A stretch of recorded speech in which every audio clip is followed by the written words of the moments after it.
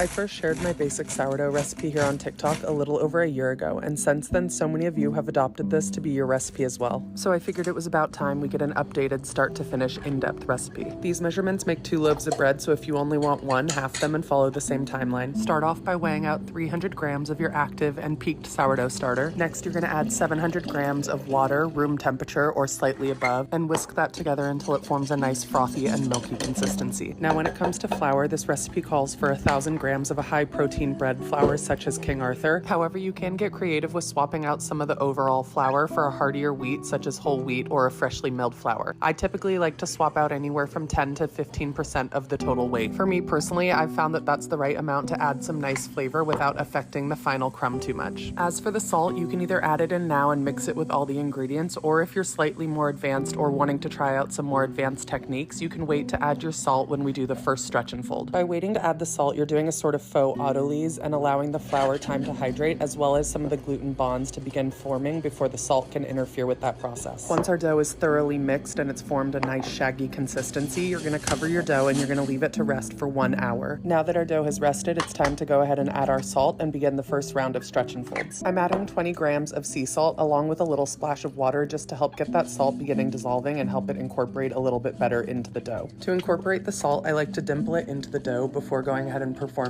my stretch and folds while giving it a gentle massage in between each round until I feel like it's fully incorporated and really worked into my dough evenly. At this point, I'm going to cover my bowl again and leave it for another hour before coming back to perform the next round of strengthening. Especially when making more than 1 loaf of bread at a time, I prefer to do coil folds for my second and third rounds of strengthening, but you can totally do stretch and folds here if that's more your jam. Once we finish that second round, we're going to cover it up again for another hour, and then we're going to do a third and final round of strengthening. Like I said, I'm doing coil folds here, but you could totally be doing stretch and folds as well. Now we're going to cover the bowl up and leave it to complete its bulk fermentation on the counter. The timer on bulk fermentation begins as soon as the salt is added and should probably take about 6 to 8 hours on average. However, during the cooler months, this could take closer to 10 hours total. Dump your dough out onto a lightly floured surface and divide it into 2. I like to just eyeball this, but if you want to measure it and be precise, they should be about 1,000 grams each. Now it's time for the pre-shaping. Regardless of what final shape you want to make your bread, you do the pre-shaping the same. Do a letter fold on your dough and then roll it over itself and work it into a nice tight ball. At this point, we're going to cover the dough and leave it to do its bench rest. This should take about 20 minutes or so. All you're looking for at this stage is for the gluten to relax back down so that we can work up that tension again into our final shape.